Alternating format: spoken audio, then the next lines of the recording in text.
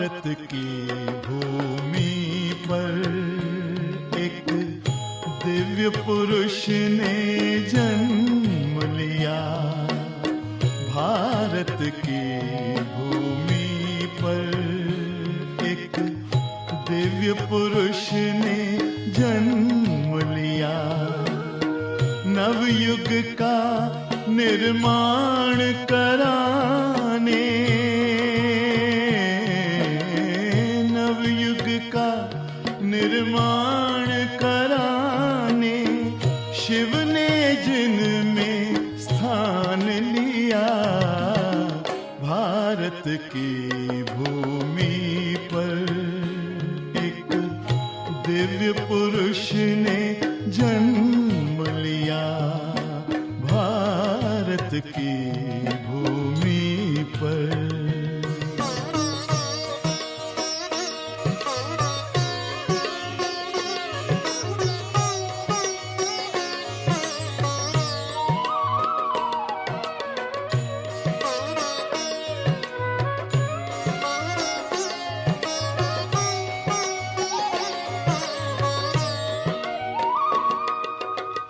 जन जन की सेवा में तन मन धन का किया समर्पण। एकता की माला में पिरो के किया विश्व परिवर्तन। अमृतवाणी बरसा के,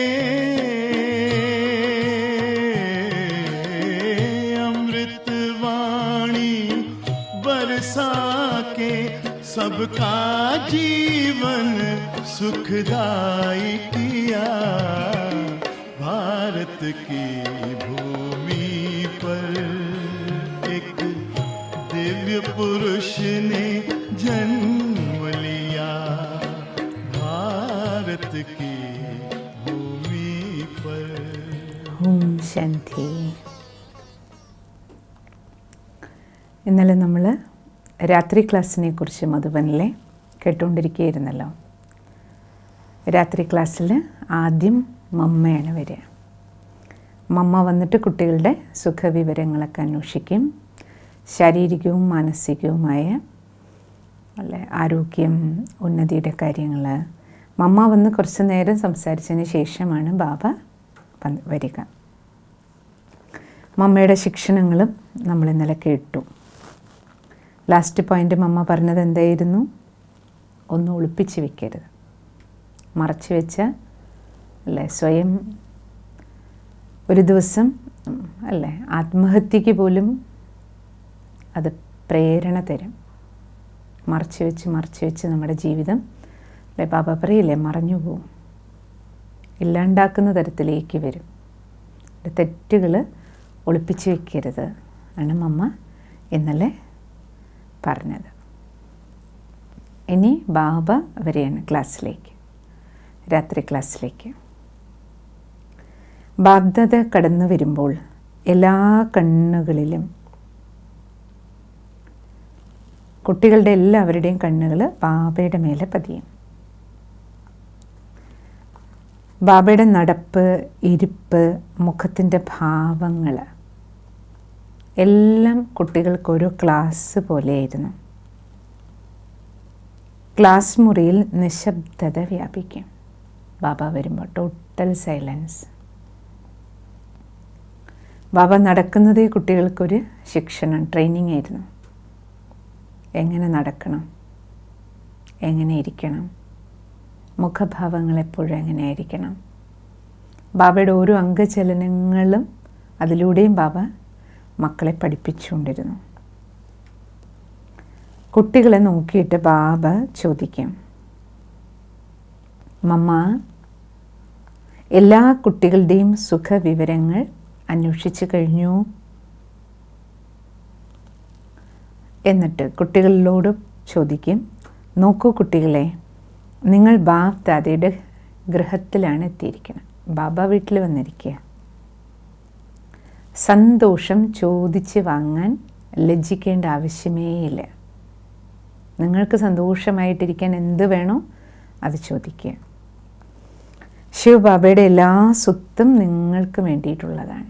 ഇത് ബാബയുടെ യജ്ഞമാണ്, നിങ്ങളുടെ വീടാണ്. നിങ്ങൾക്കിവിടെ സന്തോഷമായിട്ടിരിക്കാൻ എന്ത് വേണോ ബാബയോട് ചോദിച്ചോളൂ. നിങ്ങളുടെ ആരോഗ്യവും സുഖ സൗകര്യങ്ങളും നിലനിർത്താനുള്ള എല്ലാ കാര്യങ്ങളും നിങ്ങൾക്ക് ലഭിച്ചേ മതിയാകൂ. കുറച്ച് ദിവസത്തേക്ക് പല ഭാഗത്തു നിന്നും മധുബനി താമസിക്കാൻ വരില്ലേ മക്കൾ. ഒരാഴ്ച, ചിലർ 10 ദിവസം, ചിലർ 1 മാസമൊക്കെ അല്ലേ യജ്ഞത്തിൽ നിൽക്കുക, താമസിച്ചിട്ടാണ് പോവുക. അപ്പോൾ കുട്ടികളോട് ബാബ പറയും, നിങ്ങൾക്ക് എന്താവശ്യമുണ്ടോ പറഞ്ഞോളൂ. അടുത്ത ബാബയുടെ ശിക്ഷണം. ഈ ശരീരം വിലപ്പെട്ടതാണ്. എന്തുകൊണ്ടെന്നാൽ ഈ ശരീരത്തിൽ ഇരുന്നു കൊണ്ടാണ് നിങ്ങൾ ശിവബാബയെ ഓർമ്മിക്കുന്നതും തന്നിലെ ദുർവികാരങ്ങൾ കളഞ്ഞ് ശാശ്വതമായ സമ്പത്ത് നേടുന്നത്. അതുകൊണ്ട് ഈ ദേഹം വിലപ്പെട്ടതാണ്. ശരീരത്തെ ശ്രദ്ധിക്കണം. ബാബയുടെ ശിക്ഷണം, ശരീരത്തെ ശ്രദ്ധിക്കണം. കാരണം ഇതിലിരുന്നുകൊണ്ടാണ് നമ്മൾ ആത്മാവ് യോഗം ചെയ്യുന്നതും സേവനം ചെയ്യുന്നതും അല്ലേ. ഈശ്വരീയ സമ്പത്ത് നേടുന്നതും സംസ്കാര പരിവർത്തനം. അപ്പോൾ പുരുഷാർത്ഥം ചെയ്യാൻ നമുക്ക് കർമ്മം ചെയ്യാൻ വേണ്ടി ഈ ശരീരം കൂടിയേ മതിയാകും. അതുകൊണ്ട് ഈ ശരീരത്തെ കെയർഫുള്ളായി ഹാൻഡിൽ ചെയ്യണമെന്ന് പറയുമായിരുന്നു ബാബ. എന്നാൽ അടുത്ത ശിക്ഷണവും കൊടുത്തിരുന്നു ബാബ. എന്നാൽ ശരീരത്തോട് മോഹം വരരുത്.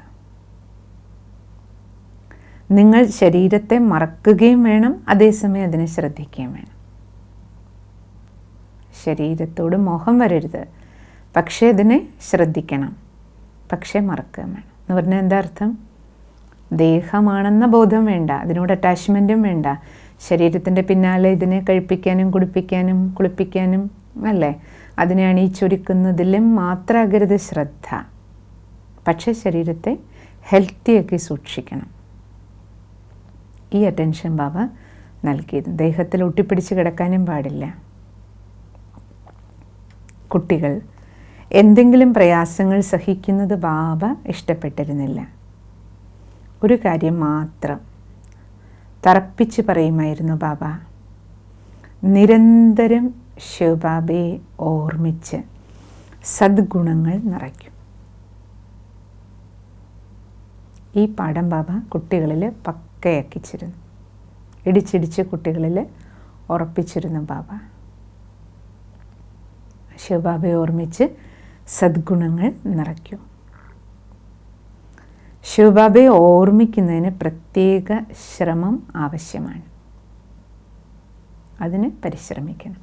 എന്നാൽ അതൊരിക്കലും പ്രയാസമുള്ള കാര്യമല്ല. ശ്രമം വേണം, പക്ഷേ അത് പ്രയാസമുള്ള കാര്യമല്ല. എന്തെന്നാൽ നിങ്ങൾ ഒരിക്കലും ഒരു പ്രത്യേക ആസനമോ നിരാഹാരം തുടങ്ങിയ വ്രതങ്ങളോ പ്രാണായാമമോ ഒന്നും സ്വീകരിക്കേണ്ടതില്ലല്ലോ ശിവബാബയെ ഓർമ്മിക്കാൻ. മനസ്സുകൊണ്ട് സ്മരിച്ചാൽ പോരെ. അവൻ ഒരു കഷ്ടവും ശരീരത്തിന് തന്നിട്ടില്ല. ഇന്ന പോസ്റ്ററിലിരിക്കണം, ഇന്ന ആസനത്തിലിരിക്കണം, അതും പറഞ്ഞിട്ടില്ല ബാബ. ഇന്ന മന്ത്രം ജപിക്കണം, അതും പറഞ്ഞിട്ടില്ല. അല്ലേ, ഒരു കഷ്ടവും ശരീരികമായിട്ട് തന്നിട്ടില്ല. എന്തേ പറഞ്ഞിട്ടുള്ളൂ ബാബ? മനസ്സുകൊണ്ട് എന്നെ ഓർമ്മിക്കൂ, ഞാൻ നിങ്ങളുടെ അച്ഛനാണ്, എന്നെ ഓർമ്മിക്കൂ, നിങ്ങളുടെ സർവ്വ പാപവും ഭസ്മമാകും. ക്ലാസ്സുകൾ കഴിയുമ്പോൾ പാട്ടുകൾ തുടങ്ങും. ഈ പാഠം ബാബ രാത്രി ക്ലാസ്സിൽ ഓർമ്മിപ്പിക്കുമായിരുന്നു. എന്നെ ഓർമ്മിക്കൂ, ശിവബാബയെ ഓർമ്മിക്കൂ, നിങ്ങളുടെ സർവ്വ പാപങ്ങളും ഭസ്മമാക്കും. ക്ലാസ് കഴിഞ്ഞിട്ട് കുട്ടികൾ ചേർന്നിട്ട് പാട്ട് പാടും. പാട്ട് കേട്ടിട്ട് എല്ലാവരും ആനന്ദത്തോടുകൂടി ബാബയെ ഓർമ്മിച്ച് ആനന്ദത്തോടെ ഉറങ്ങാൻ പോകും. നല്ല നല്ല പാട്ടുകൾ. രാത്രി ക്ലാസ്സിന് ശേഷം ഒരു പാട്ടുണ്ടാവും. അന്ന് എല്ലാവരും കൂടെ ഒരുമിച്ചിരുന്ന് പാടുമായിരുന്നല്ലോ. ഇന്നത്തെ പോലെ റെക്കോർഡഡ് പാട്ടുകൾ ഉണ്ടായിരുന്നില്ലല്ലോ. എല്ലാവരും കൂടെ ഒരുമിച്ചിരുന്ന് പാടും. എത്ര മനോഹരമീ സംഗമയുഗ സമയം എന്ന് പറഞ്ഞ് തുടങ്ങുന്ന പാട്ടുകൾ. ആനന്ദം നിറഞ്ഞു പൊങ്ങുന്ന അനുപമമായ സ്നേഹം അനുഭവിക്കുന്ന ആ ആത്മാക്കൾക്ക് സ്വയം പാടാതിരിക്കാൻ കഴിയുമായിരുന്നില്ല. അത്രത്തോളം ഈശ്വരീയ സ്നേഹം അനുഭവം ചെയ്തുകൊണ്ടിരുന്നു.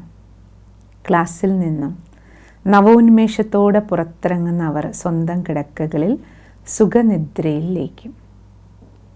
ബാബയുടെ ഓർമ്മയിൽ സമയം പറന്നു പോകുന്ന അനുഭവമായിരുന്നു. സമയം പറന്നു പോകുന്ന അനുഭവമായിരുന്നു. യാത്ര ചോദിക്കാനുള്ള സമയമായി.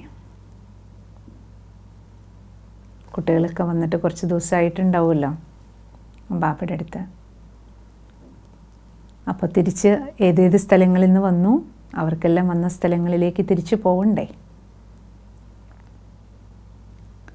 അപ്പോൾ ബാബയുടെ അടുത്ത് യാത്ര പറഞ്ഞ് വിട പറഞ്ഞ് തിരിച്ചു പോകുന്ന രംഗം ഇനി അതാണ് നമ്മൾ കാണാൻ പോണേ. എങ്ങനെയുണ്ടാവും മനസ്സ് അല്ലേ? ഇത്രയും ദിവസം ബാബയുടെ അടുത്ത് നിന്നിട്ട് തിരിച്ചു പോകാമെന്ന് പറയുമ്പോൾ അല്ലേ, നമുക്ക് അറിയാമല്ലോ ബാബ മമ്മ സാക്കാര രൂപത്തിലില്ലെങ്കിൽ പോലും ഇപ്പം നമുക്ക് മധുബനിൽ പോയിട്ട് തിരിച്ചു പോകാമെന്ന് പറഞ്ഞാൽ മടക്കയാത്രയുടെ ദിവസത്തെ മനസ്സിൻ്റെ അവസ്ഥ നിങ്ങൾക്ക് മധുബൻ പോയവർക്ക് എല്ലാവർക്കും അനുഭവമാകുമല്ലോ, ഓർമ്മയുണ്ടാവുമല്ലോ എല്ലാവർക്കും അല്ലേ. പുതിയ കുട്ടികൾക്ക് തിരിച്ചു പോകുവാനുള്ള സമയമായി. ബാബയും മമ്മയും ഹാളിലെത്തും. എല്ലാവരും ബാബയിൽ നിന്ന് പ്രസാദം സ്വീകരിച്ച് ടോളി വാങ്ങി യാത്രാ അനുമതി ചോദിക്കും. ഈ സമയം ഒരു പാട്ട് കേൾക്കും. ഏത് പാട്ടായിരുന്നു? ബച്പൻ കേ ദിൻ ഭുലാന ദേന. കുട്ടിക്കാലം മറക്കരുത്, ഇന്ന് ചിരിച്ച് നാളെ കരയരുത് എന്നുള്ള പാട്ട്. ആ പാട്ടാണ് ഉണ്ടാകുക. അപ്പോൾ ബാബ ആ പാട്ട് ടോളി എല്ലാവർക്കും കൊടുത്തുകൊണ്ട് ദൃഷ്ടി കൊടുത്തുകൊണ്ട് തന്നെ ബാബ ചോദിക്കും, ഈ പാട്ടിലെ വരികൾ ശ്രദ്ധിക്കുന്നുണ്ടോ നിങ്ങൾ? പാട്ടെന്താ പറയണത്? നിങ്ങളെല്ലാവരും ഇപ്പോൾ ഈശ്വരീയ വിദ്യാർത്ഥികളാണ്. ഭഗവാന്റെ മുന്നിൽ വിദ്യാർത്ഥി ജീവിതം ആരംഭിച്ചിരിക്കുകയാണ്. ഈശ്വരീയ വിദ്യാർത്ഥി ജീവിതം ഏറ്റവും വിലയേറിയതാണ്. ബാബ ഓർമ്മിപ്പിക്കുമായിരുന്നു, ഈശ്വരീയ വിദ്യാർത്ഥി ജീവിതമാണ് ഏറ്റവും വില പിടിച്ചത്. അതിനാൽ മറക്കരുത്, ഈശ്വരീയ വിദ്യാർത്ഥിയാണെന്ന കാര്യം മറക്കരുത്. മറന്നാൽ എന്ത് സംഭവിക്കും? കരയേണ്ടി വരും. ഭഗവാന്റെ കുട്ടിയാണ്, ബാബ എന്നെ പഠിപ്പിച്ചുകൊണ്ടിരിക്കുകയാണ്. ബാബയുടെ ശിക്ഷണങ്ങൾ പഠിപ്പുകൾ മറന്ന് ജീവിക്കരുതെന്ന് ബാബ എപ്പോഴും ഓർമ്മിപ്പിക്കുമായിരുന്നു. ജ്ഞാനം സമ്പാദിച്ചിട്ട് ബാബയുടെ അടുത്ത് പഠിക്കാൻ വന്നിട്ട് ഇനി മായയിൽ മുഴുകരുത്. മോഹങ്ങളുടെ പൂഴിക്കുമ്പാരത്തിനുള്ളിൽ അകപ്പെടരുതെന്ന് പറയുമായിരുന്നു ബാബ. മായ പൊടിപടലത്തിൽ കൊണ്ടുവന്നിടും. അങ്ങനെ മോഹത്തിൻ്റെ പൂഴിക്കുമ്പാരത്തിൻ്റെ ഉള്ളിൽ പോയി പെടല്ലേ മക്കളെ എന്ന് പോകുന്ന സമയത്ത് ബാബ ഓർമ്മിപ്പിക്കും.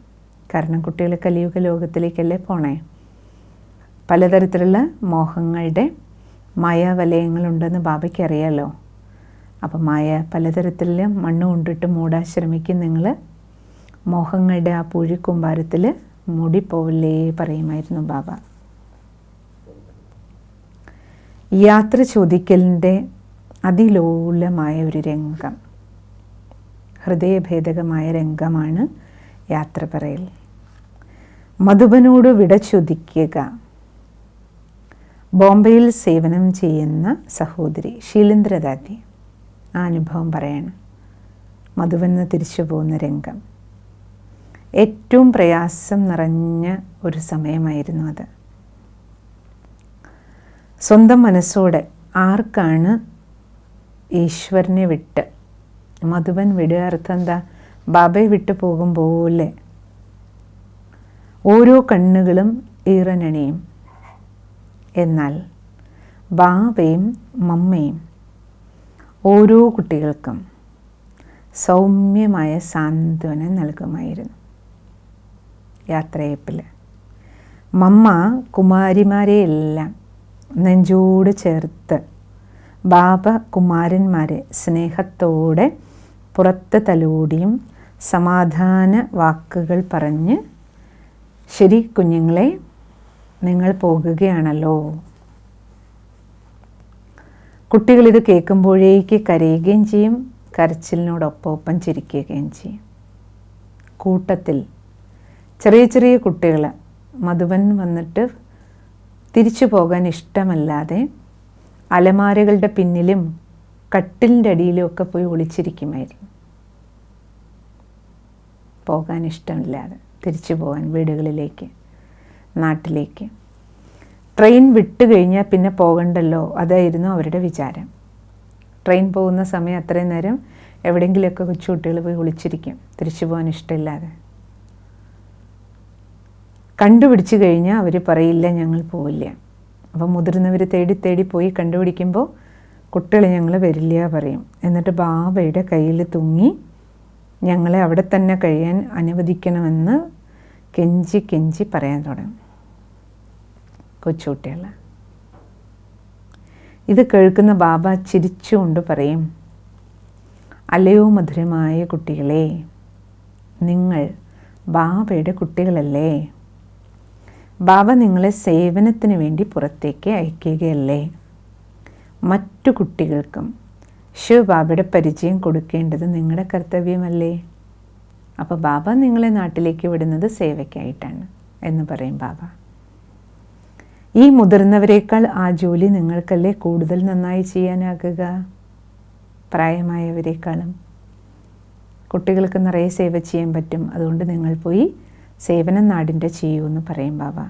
ഒരിക്കലും നിങ്ങൾ ദേഷ്യപ്പെടരുത്, കോപിക്കരുത്, ആരോടും വഴക്കിടുകയും അരുത്.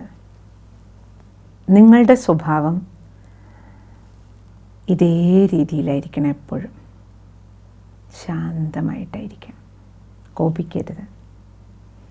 ആര് കണ്ടാലും നിങ്ങളെക്കുറിച്ച് പറയണം, ഇവർ ഈശ്വരൻ്റെ മക്കളാണ്. ശക്തരായ പാണ്ഡവരായി തിരിച്ചു വരൂ.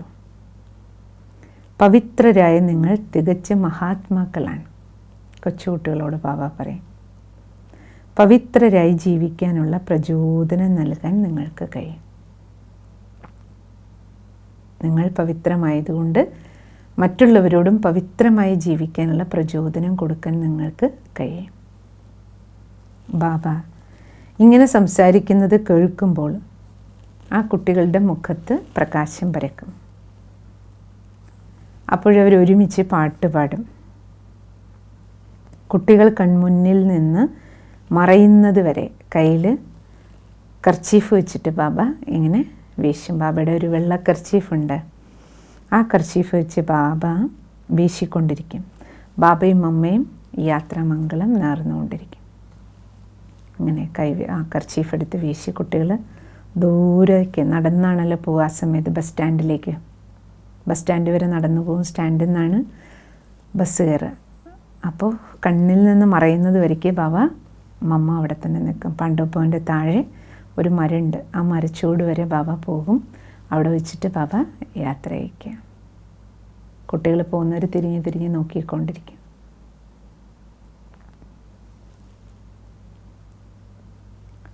പിരിയുന്ന സമയം അവർ അങ്ങനെ ദുഃഖം മറക്കും. റോഡിലെത്തുമ്പോൾ വിചാരിക്കാൻ തുടങ്ങും, അയ്യോ ബാബയെ വിട്ട് വരേണ്ടിയിരുന്നില്ല. കുറച്ച് ദൂരം പോയി കഴിയുമ്പോൾ തോന്നും. ഇനി വീണ്ടും സേവനത്തിൻ്റെ ക്ഷണങ്ങളെക്കുറിച്ച്. മറ്റുള്ളവരിൽ നിന്നുള്ള ക്ഷണങ്ങൾ. അമൃതസറിൽ ഒരു വേദാന്ത സെമിനാറിൽ സംസാരിക്കാനുള്ള ക്ഷണം 2 സഹോദരിമാർക്ക് ലഭിച്ചു. പഞ്ചാബിൽ വളരെയധികം സന്യാസിമാർ പങ്കെടുക്കുന്ന ഒരു സെമിനാറായിരുന്നു അത്. രുക്മിണി ദാദി അതിനെക്കുറിച്ച് പറയുന്നത്, ഞങ്ങൾക്ക് വേണ്ടി ഫസ്റ്റ് ക്ലാസ് ട്രെയിൻ ടിക്കറ്റ് എടുത്ത് അവർ അയച്ചിരുന്നു. എങ്കിലും ഞങ്ങൾ 3ാം ക്ലാസ്സിലാണ് യാത്ര ചെയ്തത്. അവരുടെ പ്രതീക്ഷയ്ക്ക് വിപരീതമായി 3-ാം ക്ലാസ്സിൽ നിന്നിറങ്ങിയ ഞങ്ങളെ സ്വീകരിച്ച് താമസ സ്ഥലത്തേക്ക് ഭാരവാഹികൾ കൊണ്ടുപോയി. വിഭവസമൃദ്ധമായ ആഹാരം അവർ ഞങ്ങൾക്ക് വേണ്ടി തയ്യാറാക്കിയിരുന്നു. എന്നാൽ ഞങ്ങൾ പാലും പച്ചക്കറികളും കൊണ്ട് തൃപ്തരായി. ഞങ്ങളുടെ ഓരോ പെരുമാറ്റവും ഭാരവാഹികളെ സ്വാധീനിച്ചു. പാലും പഴങ്ങളും കഴിച്ചു ഞങ്ങൾ. കാരണം അവരുടെ ക്ഷണം സ്വീകരിച്ചെത്തിയവരെല്ലാം അവർ തയ്യാറാക്കിയിരുന്ന വിഭവങ്ങളിലും അധികം ആവശ്യപ്പെടുകയായിരുന്നു സംഘാടകരോട്. ഞങ്ങൾ ഒന്നും സ്വീകരിച്ചില്ല എന്ന് മാത്രമല്ല, വെറും പാലും പഴവും കൊണ്ട് തന്നെ ഞങ്ങൾ തൃപ്തരായി. ആതിഥേയർ ഞങ്ങളുടെ വസ്ത്രങ്ങൾ അലക്കിത്തരാനും ഏർപ്പാടാക്കിയിരുന്നു. ഇതും ഞങ്ങൾ വേണ്ട എന്നറിയിച്ചു. അവിടെ താമസിക്കുന്ന അത്രയും ദിവസം ഡ്രസ്സ് വാഷ് ചെയ്ത് തരാമെന്ന് പറഞ്ഞു. ഞങ്ങളതും വേണ്ട പറഞ്ഞു. ഞങ്ങൾ സ്വയം വസ്ത്രങ്ങൾ അലക്കിക്കൊള്ളാമെന്നും അവിടുത്തെ പാചകമോ മറ്റെന്തെങ്കിലും ജോലികളിലോ ഞങ്ങൾ സഹായിക്കാമെന്നും ഞങ്ങൾ അവരെ ധരിപ്പിച്ചു. എന്തെങ്കിലും സേവനം ഉണ്ടെങ്കിൽ പറഞ്ഞോളൂ, ഞങ്ങൾ ചെയ്യാമെന്ന് പറഞ്ഞു. ഇതുകൂടിയായപ്പോൾ അവർക്ക് ഞങ്ങളോടുള്ള മതിപ്പ് വർദ്ധിച്ചു. സന്യാസിമാർ വസ്ത്രം കഴുകാനും അവരുടെ കാലുകൾ തിരുമുവാൻ പോലും ആളുകളെ ആവശ്യപ്പെട്ടിരുന്നു. ആ സെമിനാറിൽ പങ്കെടുത്തിരുന്ന സന്യാസിമാർ. സെമിനാർ തുടങ്ങി വേദിയിൽ ഞങ്ങൾ 2 സഹോദരിമാരും മറ്റുള്ളവരോടൊപ്പം ഇരുന്നു. സദസ്യർ പണ്ഡിതരായ സന്യാസിമാർക്കൊപ്പം ഇരിക്കുന്ന ഞങ്ങളെ ആശ്ചര്യപൂർവം വീക്ഷിച്ചു. പൊതുവെ സന്യാസിമാരെല്ലാം പുരുഷന്മാരാണല്ലോ. അവരുടെ ഇടയിൽ 2 സഹോദരിമാരെ, വെള്ളവസ്ത്രധാരികളെ കണ്ട് എല്ലാവരും അത്ഭുതത്തോടെ നോക്കി. അതിനു മുൻപ് സംസാരിച്ചിരുന്നവരെല്ലാം അദ്വൈതത്തെപ്പറ്റി, ഈശ്വരൻ സർവവ്യാപിയാണ്, ഈ പ്രപഞ്ചം ഒരു മായയാണ് തുടങ്ങിയ സിദ്ധാന്തങ്ങളെ പറ്റിയാണ് സംസാരിച്ചിരുന്നത്. എന്നാൽ ആ സെമിനാറിൽ ജാനകി ദാദിജി ഈശ്വരൻ, ആത്മാവ്, ഇന്ദ്രിയ ഗോചരമായ ഈ പ്രപഞ്ചം, ഇതിൻ്റെ എല്ലാം വ്യത്യാസം ചിത്രങ്ങൾ മുഖേന വർണ്ണിച്ച് അവരെ ധരിപ്പിച്ചു. ജാനകി ദാദിയല്ലേ? പരമാത്മാവിനെ പറ്റി, പരമാത്മാവിൻ്റെ ഗുണഗണങ്ങൾ, 3 കർത്തവ്യങ്ങൾ, സൃഷ്ടി, സംഹാരം, പാലന, പരമാത്മാവിന് സംസാരിക്കാൻ ഒരു മനുഷ്യ ശരീരം കടമായി എടുക്കേണ്ടി വന്നതിൻ്റെ ആവശ്യം, ഇതിനെപ്പറ്റിയെല്ലാം വ്യക്തമായി മനോഹരമായി ദാദി സംസാരിച്ചു. പലർക്കും സംശയമായി, ഈശ്വരൻ സൂക്ഷ്മമായ ഒരു പ്രകാശ ബിന്ദുവാകുന്നത് എങ്ങനെ? ഈ സംശയം വന്നു ചിലർക്ക്. അനന്തം, അമേയം, അപരിമിതം എന്നെല്ലാം വർണ്ണിക്കുന്ന ഭഗവാൻ എങ്ങനെ ഈ ബിന്ദുവിലൊതുങ്ങും? ജാനകി ദാദി സംശയം ദൂരീകരിച്ചു. ഭഗവാൻ ഗുണങ്ങളിൽ, ജ്ഞാനത്തിൻ്റെ ശക്തിയിലാണ് അനന്തൻ, അപരിമിതൻ, സ്ഥൂലമായ രൂപത്തിലല്ല. ശരിയാണ് പറയണേ. ഭഗവാന്റെ അനന്തത, അപരിമിതി, പരിധിയില്ലാത്ത ആളെന്നല്ലേ പറയണേ. അപ്പം ഭഗവാൻ അപരിമിതനാണ്. ഏതർത്ഥത്തിൽ? ഗുണങ്ങളിലും ശക്തികളിലും അനന്തനാണ്.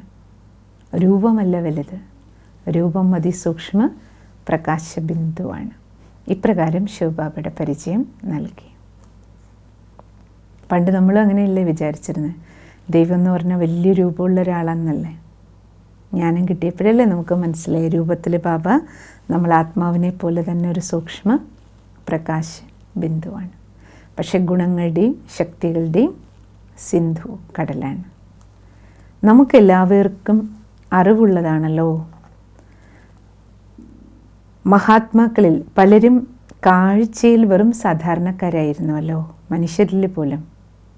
മഹാത്മാവെന്ന് പറഞ്ഞാൽ നീളം വണ്ണം കൂടിയ ആളെന്നല്ലല്ലോ. കാഴ്ചയിൽ സാധാരണക്കാർ, പക്ഷേ ഇവരുടെ കർത്തവ്യം മഹത്തായതായിരുന്നു. നെപ്പോളിയൻ ചക്രവർത്തി എത്ര ചെറിയ മനുഷ്യനായിരുന്നു. മഹാത്മാഗാന്ധി മെലിഞ്ഞ് അശക്തനായ ഒരു മനുഷ്യനായിരുന്നില്ലേ?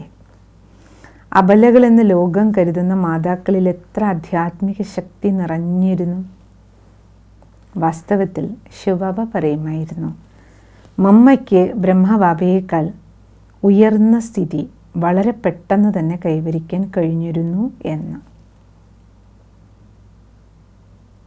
മമ്മയ്ക്ക് ബ്രഹ്മബാബയേക്കാളും വേഗത്തിൽ തൻ്റെ ഉയർന്ന സ്ഥിതി ഉണ്ടാക്കാൻ കഴിഞ്ഞിരുന്നു എന്ന് ശിവബാബ പറയുമായിരുന്നു.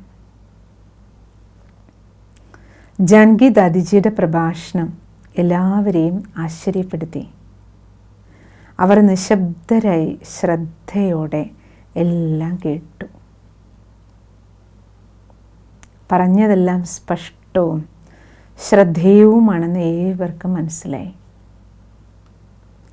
ദാദി പറഞ്ഞ പിന്നെ അല്ല, ദാദി സംസാരിക്കണം നമ്മൾ കേട്ടിട്ടില്ല, ഇത്രയും ക്ലിയർ കട്ടാണ്, ആർക്കൊരു ചോദ്യവും ബാക്കിയുണ്ടാവില്ല. അത്ര ആഴത്തിലും സൂക്ഷ്മത്തിലും ദാദി പോകും. എന്നാൽ സംഘാടകർ ഭീതിയിലായി. ഈശ്വരൻ സർവ്യാപി എന്ന് സമർത്ഥിക്കുന്നവരുടെ സിദ്ധാന്തം ഖണ്ഡിക്കപ്പെടുകയാണ്. അവരെ മുഖത്ത് നോക്കി അധിക്ഷേപിക്കുന്നതിന് സമമാകുകയാണിത്. സത്യം കേൾക്കുമ്പോൾ അല്ലേ ചിലർക്ക് ബുദ്ധിമുട്ട് ഫീൽ ചെയ്യും. ഇതിന് പകരം എന്ന പോലെ അവർ രുക്മിണി ദാദിയെ സംസാരിക്കാൻ അനുവദിച്ചതേയില്ല. പ്രോഗ്രാമിൽ അവരുടെ പേരും ഉൾപ്പെടുത്തിയിരുന്നു. 2 ദാദിമാരെ ഉൾപ്പെടുത്തിയിരുന്നു. പക്ഷേ ജാനകി ദാദിക്ക് ശേഷം രുക്മിണി ദാദി സംസാരിക്കാനേ സമ്മതിച്ചില്ല. സദസ്യർ അവരുടെ പ്രസംഗവും കേൾക്കണമെന്ന് ആവശ്യപ്പെട്ടു. എന്നിട്ടും സംഘാടകർ അത് അനുവദിച്ചില്ല. അടുത്ത ദിവസം വളരെയധികം പേർ ഈ സഹോദരിമാരുടെ താമസ സ്ഥലത്തെത്തി. വേറൊരു സെമിനാർ തന്നെ അവിടെ നടന്നു.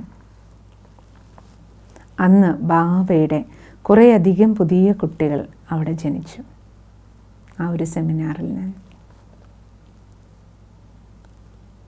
ഇതേ തുടർന്ന് ബ്രഹ്മകുമാരി ജാനകി ദാദിയെയും രുക്മിണി ദാദിയെയും കുടുംബങ്ങളിൽ താമസിക്കാനും ഈ ജ്ഞാനം പകർന്നു നൽകാനുമായി ആളുകൾ ക്ഷണിച്ചു. അമൃത്സറിലാണല്ലോ അത് നടക്കണേ. അപ്പോൾ പലരും പഞ്ചാബിലേക്ക് ക്ഷണിച്ചു. 2 പേരും പ്രത്യേകമായി പല സ്ഥലങ്ങളിൽ ക്ലാസ്സുകൾ നടത്തി. ഗുരുക്കന്മാരുടെ എതിർപ്പുകളെ അതിജീവിച്ച് പുതിയൊരു സെൻറ്റർ തന്നെ അവിടെ തുറക്കാനും അവർക്ക് സാധിച്ചു. നോക്കൂ ബാബ എങ്ങനെ സേവനം ചെയ്യിച്ചത് അല്ലേ ദാദിമാരിലൂടെ. പോയത് ഒരു സെമിനാറിൽ പങ്കെടുക്കാൻ, അതിലൂടെ ബാബയുടെ ഒരു സേവന കേന്ദ്രം തന്നെ സ്ഥാപന ദാദിമാർ ചെയ്തു. ഓരോ നാട്ടിലും ബാബ ഇപ്രകാരം സേവനം ചെയ്യിച്ചു.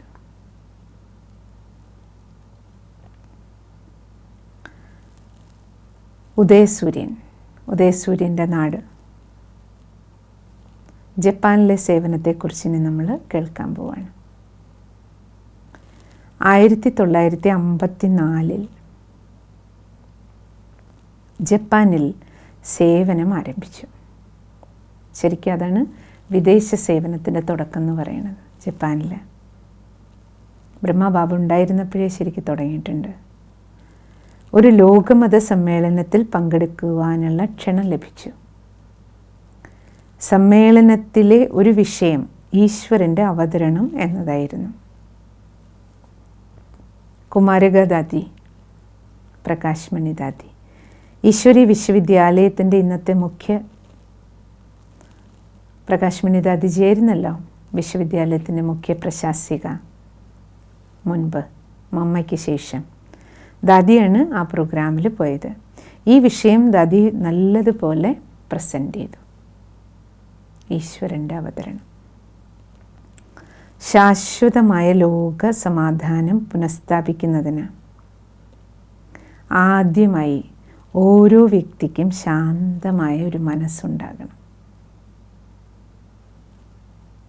വ്യക്തി സമൂഹത്തിൻ്റെ അളവുകോലാണ്. ഒരു വ്യക്തിയുടെ കർമ്മങ്ങൾ നല്ലതാണെങ്കിൽ മാത്രമേ അയാൾക്ക് മനസ്സമാധാനം ലഭിക്കുകയുള്ളൂ. എന്തെന്നാൽ സുഖവും ദുഃഖവും അവനവൻ്റെ കർമ്മങ്ങളെ ആശ്രയിച്ചാണ് ഇരിക്കുന്നത്. ദാദി ആ സമ്മേളനത്തിൽ ആ വിഷയത്തെ എങ്ങനെ അവതരിപ്പിച്ചു എന്ന് പറയണം. കർമ്മത്തിനടിസ്ഥാനം അവൻ മനസ്സിൽ രചിക്കുന്ന സങ്കല്പങ്ങളാണ്. ആത്മാവ് ഇന്ന് ദുഷിച്ച ഒരു വലയത്തിനുള്ളിൽ പെട്ടുപോയിരിക്കുന്നു. ഇതിൽ നിന്ന് പുറത്തേക്ക് കടക്കാൻ ഒരാൾ സദാചാരങ്ങളുടെ ഒരു ശക്തമായ വലയം കെട്ടിപ്പടുക്കേണ്ടിയിരിക്കുന്നു. ഇതാണ് രാജയോഗം. ഇതാണ് രാജയോഗം. ഈ രാജയോഗത്തിലൂടെ സങ്കല്പങ്ങളെ ഉന്നതവും അമേയവുമായ ഒരു ലക്ഷ്യത്തിൽ കേന്ദ്രീകരിക്കുന്നു. ലക്ഷ്യമാണ് ദേവതയാക്കുക. ആണല്ലോ, ദൈവിക ഗുണങ്ങളുടെ ശക്തമായൊരു വലയം തൻ്റെ ഉള്ളിൽ കെട്ടിപ്പടുക്കുക. അതാണ് രാജയോഗത്തിൻ്റെ പരമോന്നത ലക്ഷ്യം എന്ന് ദാദി അവതരിപ്പിച്ചു. ഈ ലക്ഷ്യം സ്പഷ്ടമായി മുന്നിൽ വെച്ച് ബുദ്ധിയെ ഈ ലോകത്തിൽ നിന്നും വേർപെടുത്തുക, ലൗകിക ഭ്രമങ്ങളിൽ നിന്ന് സാവധാനം മോചിപ്പിക്കപ്പെടുന്ന മനസ്സ് സൂക്ഷ്മമായി ഈശ്വരീയ ചിന്തകളിലേക്ക് പ്രവേശിക്കും. ശിവബാബയുടെ ശുദ്ധ മനസ്സുമായി യോജിക്കുന്ന ആത്മാവ് ദുശീലങ്ങളെ ശക്തമായി നിയന്ത്രിക്കാനുള്ള ശക്തി നേടുന്നു. ആത്മാവ് സ്വയം തൻ്റെ ചുമതല ഏറ്റെടുക്കുന്നു. ബാബയുടെ സ്നേഹത്തിൽ ലയിക്കുന്ന തൻ്റെ വിജയത്തെപ്പറ്റി തീർത്തും നിശ്ചയമുള്ള ആത്മാവ് പരീക്ഷകൾ ഒന്നൊന്നായി ജയിക്കുന്നു. തൻ്റെ മുന്നിൽ വരുന്ന ഓരോ പരീക്ഷയും ജയിക്കാൻ വ്യക്തി സ്വയം പ്രാപ്തനാകും. കാരണം പരമാത്മ സ്നേഹത്തിൽ അലിയുമ്പോൾ ആത്മാവിൽ നിറയുന്ന ശക്തി ഉപയോഗിച്ച് മുന്നിൽ വരുന്ന പരീക്ഷകളെ ജയിക്കാൻ വ്യക്തി പ്രാപ്തനാകും. ഇതാണ് രാജയോഗത്തിൻ്റെ ശിക്ഷണം. ഒടുവിൽ ഈ ഭൂമുഖത്തുള്ള ഒന്നിനും തന്നെ ഇളക്കാനാവില്ല എന്ന സ്ഥിതിവിശേഷത്തിൽ എത്തുന്നു. ലോക സമാധാനം സ്ഥാപിക്കുക എന്നതുമായി ഈ വക സങ്കല്പങ്ങൾക്ക് എന്താണ് ബന്ധം? ദാദി ഇങ്ങനെ ജ്ഞാനം പറഞ്ഞു തുടങ്ങിയപ്പോൾ അവർ ചോദിച്ചു ക്വസ്റ്റ്യൻ, ഈ പറയുന്നതും ലോകസമാധാനവും തമ്മിൽ എന്താ ബന്ധം? അപ്പോൾ ദാദി അതിനെന്താ മറുപടി കൊടുത്തേ? അത് നമുക്ക് നാളെ കേൾക്കാം. ഓം ശാന്തി.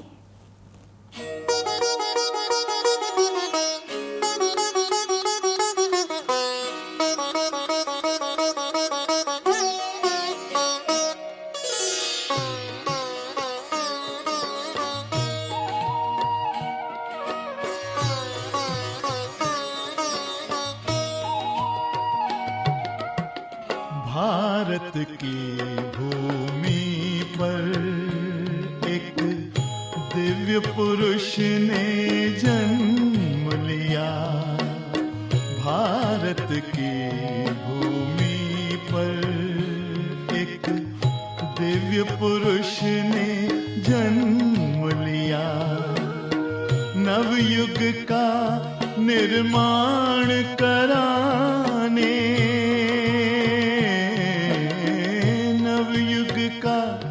निर्माण कराने शिव ने जिनमें स्थान लिया। भारत की भूमि पर एक दिव्य पुरुष ने जन्म लिया।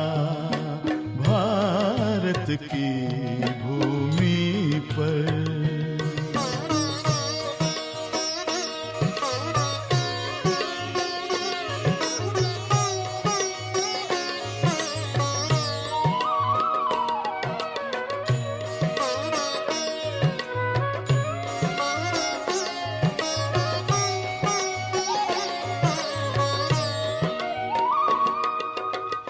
जन जन की सेवा में तन मन धन का किया समर्पण,